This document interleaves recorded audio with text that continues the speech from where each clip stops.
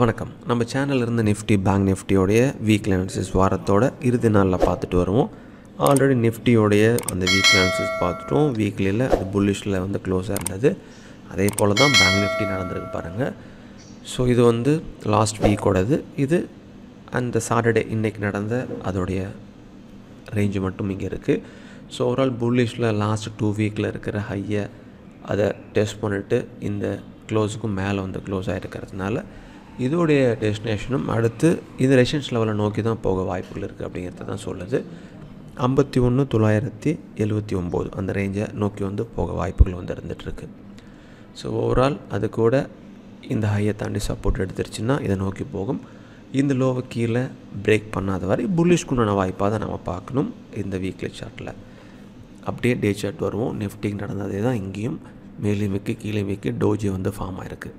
டோஜியோடைய ஹையை break பண்ணிச்சுன்னா மேலே, லோவை break பண்ணிச்சுன்னா கீழே. இந்த எல்லா ரேஞ்சும் நீங்களும் மார்க் பண்ணி வச்சுங்க.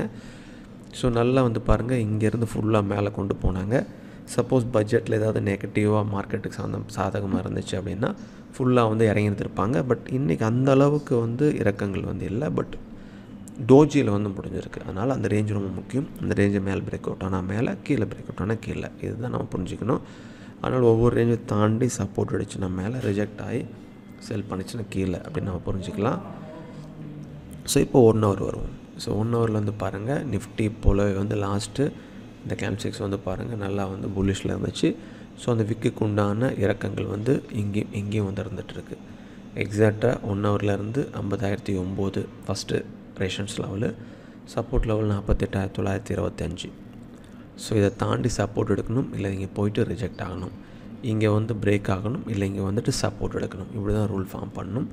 கீழே பிரேக் பண்ண அடுத்த சப்போர்ட்டு, அதுக்கு அடுத்த சப்போர்ட்னு அடுத்த சப்போர்ட் வந்து இருந்துகிட்ருக்கு. ஒவ்வொரு லெவலில் நம்ம தொடும்பொழுது என்ன ஆகுது அப்படிங்கிறத செக் பண்ணிவிட்டு அதுக்கப்புறமா நம்ம கண்டிஷன் வந்து ஃபார்ம் பண்ணணும். ஹையர் வேல்யூ சிபிஆர் புல்லிஷு, சிபிஆருக்கு மேலே தான் க்ளோசிங் ப்ரைஸ், அதுதான் புல்லிஷ் இண்டிகேட் பண்ணுது.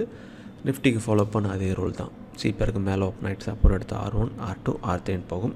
R1 ரிஜெக்ட் ஆன சிபிஆர். இதே சிபிஆரில் கீழே ஓப்பன் ஆகிட்டு செல் பண்ணிச்சு அப்படின்னா உடனே நம்ம செல் பண்ணக்கூடாது. S1 வரைக்கும் வரட்டும். S1லேருந்து சப்போர்ட் எடுத்தால் R1, S1 கீழே பிரேக் பண்ணுதுன்னா S2 வரைக்கும் போகலாம். ஸோ இதுதான் வந்து கண்டிஷன். ஸோ இப்படி தான் நம்ம ஃபாலோ பண்ணணும். ஸோ இது கூட உங்களோட ரிசர்ச்சும் பண்ணுங்கள் ஓவரால். ஸோ எல்லா வீடியோவும் பாருங்கள். பார்த்துட்டு உங்களுக்கு தேவையான ஸ்ட்ராட்டஜி நீங்கள் தான் கிரியேட் பண்ணணும். ஸோ மீண்டும் உங்களை அடுத்த வீடியோவில் சந்திக்கிறேன். மிக்க நன்றி.